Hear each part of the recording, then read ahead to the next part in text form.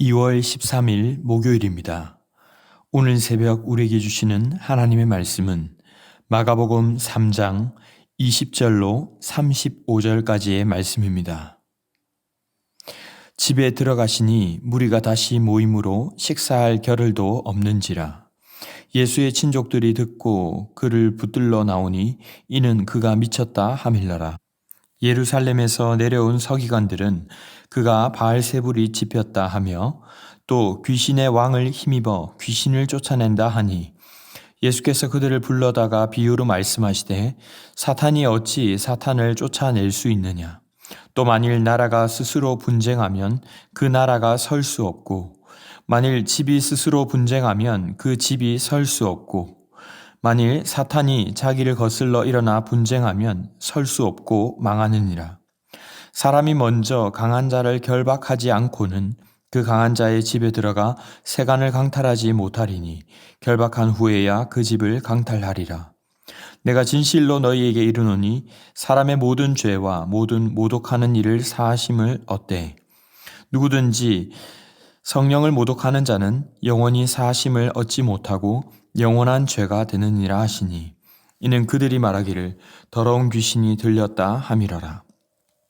그때 예수의 어머니와 동생들이 와서 밖에 서서 사람을 보내어 예수를 부르니 무리가 예수를 둘러 앉았다가 여짜오되 보소서 당신의 어머니와 동생들과 누이들이 밖에서 찾나이다. 대답하시되 누가 내 어머니이며 동생들이냐 하시고 둘러 앉은 자들을 보시며 이르시되 내 어머니와 내 동생들을 보라. 누구든지 하나님의 뜻대로 행하는 자가 내 형제요 자매요 어머니이니라. 아멘. 예수님께서 손 마른 자를 고치시자 어제 본문에서는 많은 사람들이 자신의 병을 고치고자 예수님을 따라왔습니다. 하지만 예수님은 자신을 드러내기를 원치 않으시며 그저 육체적 질병에서만이 아닌 영적인 질병에서도 치유하기를 원하셨습니다.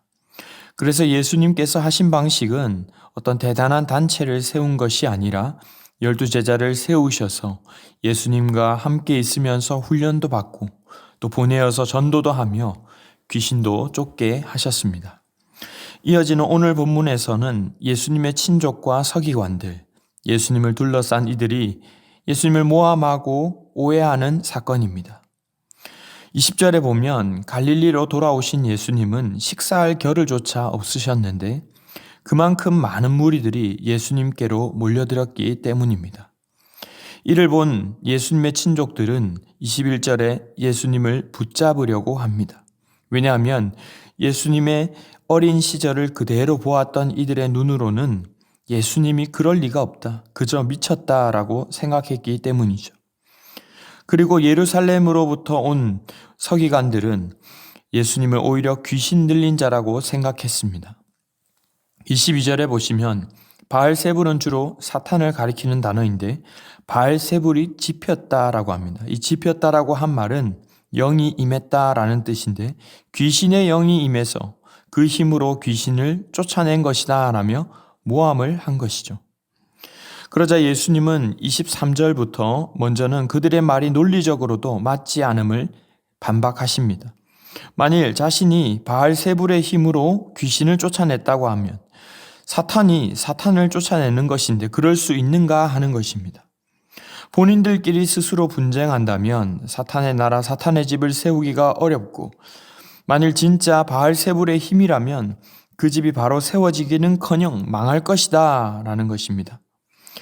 여기 26절까지는 사탄의 힘입었다는 누명에 대한 반증을 하셨다면 이제 27절부터는 더 나아가 귀신의 세력에 대한 예수님의 사역이 무엇인지를 구체적으로 설명하십니다.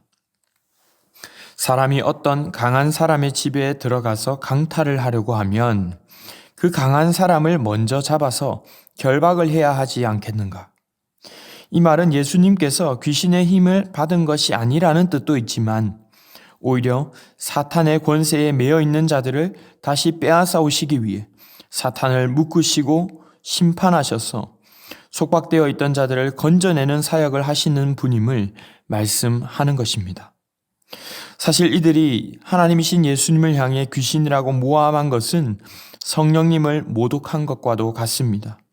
그러므로 예수님은 28절, 29절에서 사람의 죄와 사람을 모독하는 것은 사심을 받을 수 있지만 성령을 모독하는 자는 영원히 사심을 받을 수 없다, 영원한 죄가 된다라며 자신이 하나님이심을 말씀하고 있습니다. 예수님을 향해 더러운 귀신이 들렀다고 말하고는 자들에게 이것은 보통 죄가 아니니 함부로 모함하지 말라며 경고하시는 것입니다. 이어서 31절로 35절에는 예수님의 가족들과 관련하여 일어나는 일들이 나옵니다. 단순히 이 이야기만 떼어놓고 보면 예수님이 가족에게 너무 매몰찬 분이 아닌가 싶지만 앞에 본문의 연장선상에서 보게 되면 결코 그렇지 않습니다. 그래서 31절에는 뭐라고 시작합니까? 그때에 앞에서 나눈 것과 같이 친족들과 서기관들이 모함하는 그런 상황에서 예수님의 어머니와 형제들이 사람을 보내어 예수님을 찾습니다. 그리고 사람들이 이를 알리자 예수님은 누가 내 어머니이며 동생들이냐라며 오히려 함께 둘러앉은 자들을 향해서 그들이 나의 형제요 자매요 어머니다. 하나님의 뜻대로 행하는 자들이 내 형제 자매 어머니라고 말씀하십니다. 이것은 단순히 예수님을 그저 인간적인 눈으로만 바라보아서 메시아로서 믿지 못하고 미쳤다고 말하는 사람들을 향해 예수님을 하나님을 뜻을 이루기 위해 오신 분으로 바라보는 자들이 하나님 나라 안에서의 형제요 하늘 가족임을 강조하여 말씀하시는 것입니다. 정리하면 그저 혈통과 율법적인 것들, 외적인 그런 조건을 중시하던 이들에게 그것이 아니다. 하나님의 자녀로 거듭나고 순복하는 것이 중요한 것이며 그런 자들이 하나님 나라의 백성이라는 사실을 말씀하시는 것입니다. 사랑하는 성도 여러분, 오늘 말씀은 우리에게 무엇을 말씀하십니까? 우리 또한 눈에 보이는 것을 중요시하고 그 관점으로 바라보기보다는 하나님의 뜻이 어디에 있는가 살피고 따라갈 수 있기를 바랍니다. 앞에서도 육적인 질병만이 아닌 영적인 질병에서 자유케 되도록 하신 것도 같은 맥락입니다. 당시 예수님의 친족들과 서기관들을 향해서 예수님을 몰라본다며 손가락질할 수도 있겠지만 우리 또한 그런 우를 범하고 있지는 않은지 다시 한번 돌아보아야 합니다. 하나님이 중요하다고 하시는 것, 하나님을 진심으로 사랑하고 예배하는 것, 이웃을 사랑하고 섬기는 것보다 오히려 구습과 형식을 따라 내 위신과 체신을 더 생각한다면 주님은 우리에게도 물으실 것입니다. 누가 내 형제냐, 가족이냐 물으실 수 있다는 것입니다. 이는 결국 성령을 모독하는 일이며 바라기는 하나님의 뜻이 어디에 있는지, 하나님을 기쁘시게 하고 있는지 순간순간 질문하며 주의 뜻 앞에 바루어가며 순종하는 우리 모두가 될 수 있기를 바랍니다. 비단 교회 사역에서만이 아니라 우리 주변에 일어나는 여러 일들과 사람들과의 관계 속에서도 마찬가지입니다. 우리의 인간적인 눈으로만 바라보고 반응하면 그것이 옳아 보이는지는 모르지만 우리는 그 너머에 있는 하나님의 뜻을 발견하기 어렵습니다. 그저 인간적으로만 보면 부족해 보이고 실수하고 아쉬워 보이는 것 투성이인 것이 바로 우리들의 모습이고 때로는 그 대상이 나의 가정과 이웃과 교회 공동체일 수도 있습니다. 하지만 하나님의 눈으로 바라보고 반응하게 될 때에 우리는 하나님의 가족이요. 그 속에 숨겨두신 하나님의 계획과 놀라운 비밀을, 뜻을 발견하게 될 것입니다. 사실 친족들과 서기관들도 보면 그 당시 이성적이고 합리적이라 생각하는 자신들의 시선으로 보려고 했습니다. 하지만 오늘 주신 말씀처럼 누가 어떻게 했으니 이렇게 하는 것이 맞다가 아니라 주님께 순종하는 마음으로서 대해야 합니다. 주님은 우리가 주님의 뜻대로 행하고 있는가에 오직 관심을 가지고 계시다는 사실을 기억하시기 바랍니다. 그렇다면 때로는 억울하거나 힘든 상황이 있더라도 끝까지 인내하고 또 끝까지 사랑하고 섬기며 내어주는 우리 모두가 될 수 있기를 바랍니다. 이제 말씀을 맺겠습니다. 예수님을 믿고 거듭났다고 하지만 우리 안에는 여전히 죄성이 있고 때로는 영적인 눈보다 우리의 육의 눈으로 바라보려 할 때가 많습니다. 그러나 오늘 주신 말씀 앞에서 다시 한번 우리의 영안을 열어 무슨 대단한 신비한 환상을 보는 것이 아니라 주님의 뜻이 어디에 있는지 무엇을 기뻐하는지를 잘 분별할 수 있기를 바랍니다. 그리하여 인내하고 섬기고 사랑하는 우리를 통해 그리스도의 사랑을 경험하고 조금씩이지만 변화되어가며 주님을 알고 닮아가며 또 공동체를 세워나가는 저와 여러분이 다 되시기를 주님의 이름으로 축원합니다. 기도하겠습니다.